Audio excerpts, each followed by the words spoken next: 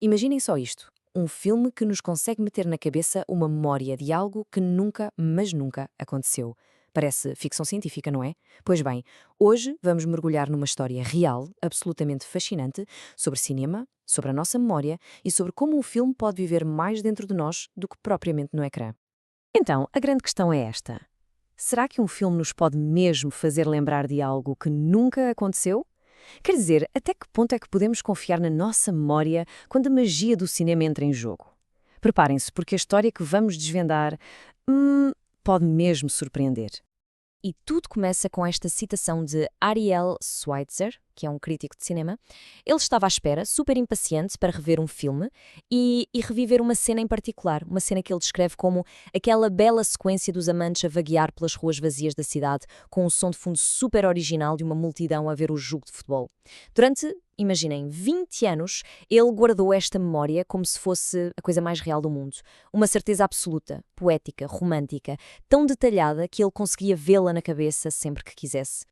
Só que havia um problema. Um grande problema. A cena nunca existiu. É isso mesmo. Quando Schweitzer finalmente reveu o filme, 20 anos depois, aquela que era a sua memória mais forte, mais preciosa do filme, era uma pura ilusão. A cena que ele lembrava com todos os pormenores simplesmente não está lá. Ok, então, como é que isto é sequer possível? Para percebermos este mistério, temos de fazer uma pequena viagem no tempo.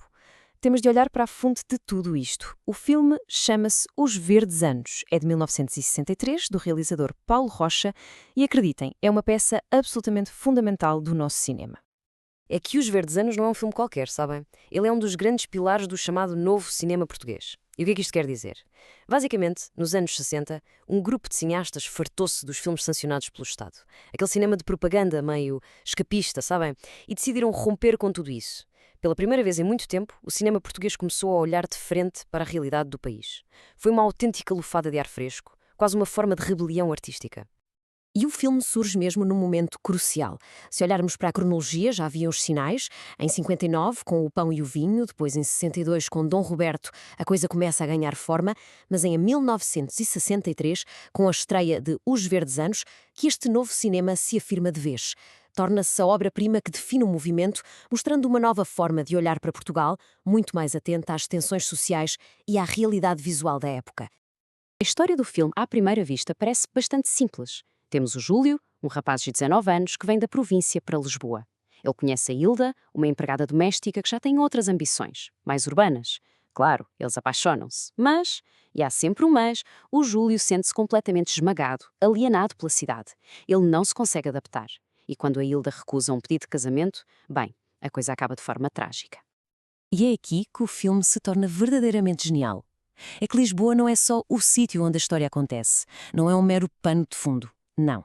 A cidade é quase uma personagem, uma força ativa, quase como se fosse a vilã da história.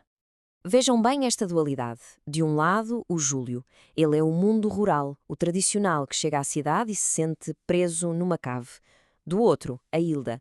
Ela é a modernidade, vive num apartamento moderno, navega pela cidade à vontade e sonha com uma vida burguesa. O Júlio vê Lisboa como uma armadilha, a Hilda vê-a como uma oportunidade.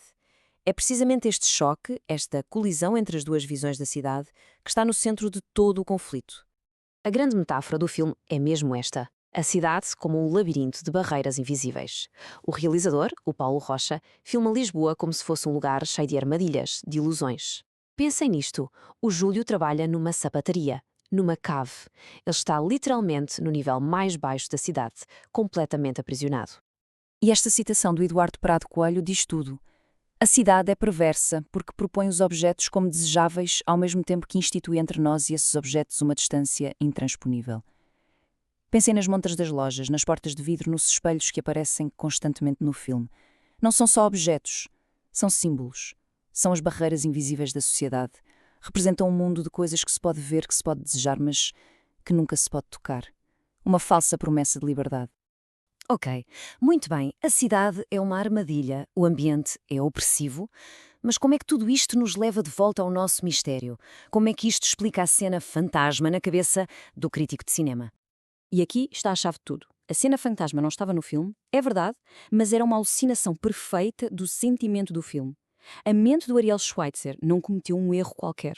O que o cérebro dele fez foi criar uma cena que era o resumo perfeito de tudo o que o filme queria dizer. A solidão, a alienação na cidade. A cena que ele inventou, no fundo, capturava a essência do filme de uma forma mais pura do que talvez qualquer cena que realmente existisse. Então, como é que nasce uma alucinação cinematográfica destas? É quase um processo em 3 passos. Primeiro, o filme cria uma atmosfera, um estado de espírito super poderoso. Depois, a nossa mente entra em ação, começa a misturar aquilo que vê com a imaginação, com as nossas próprias memórias. E por fim, o nosso subconsciente acaba por, digamos, co-criar uma memória nova, uma que consegue expressar a verdadeira alma do filme. É incrível, não é? E pensem que isto não é caso único.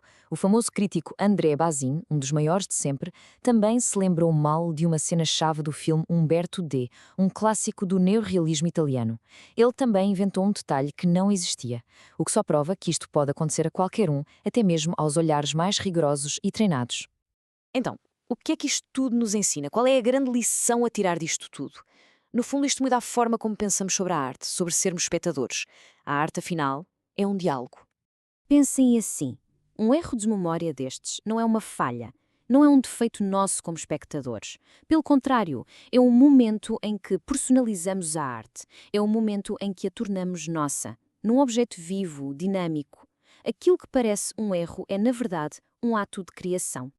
E há uma citação do cineasta Jean-Luc Godard que é simplesmente perfeita para isto. Os filmes mais belos são aqueles que nunca vimos. É exatamente isto. Os filmes que nós fantasiamos, que sonhamos, que a nossa memória reinventa, talvez esses sejam os que realmente nos pertencem. São a prova final de que o cinema é mesmo uma conversa entre o ecrã e a nossa mente. E com isto, a questão final fica a pairar no ar, não é? Que filmes será que vivem dentro da nossa cabeça? Que cenas, que momentos, talvez já alterados pelo tempo e pela memória, se tornaram para nós mais reais do que o filme original? Fica a reflexão, porque se calhar, no fim de contas, a maior obra de arte é mesmo aquela que a nossa mente decide criar.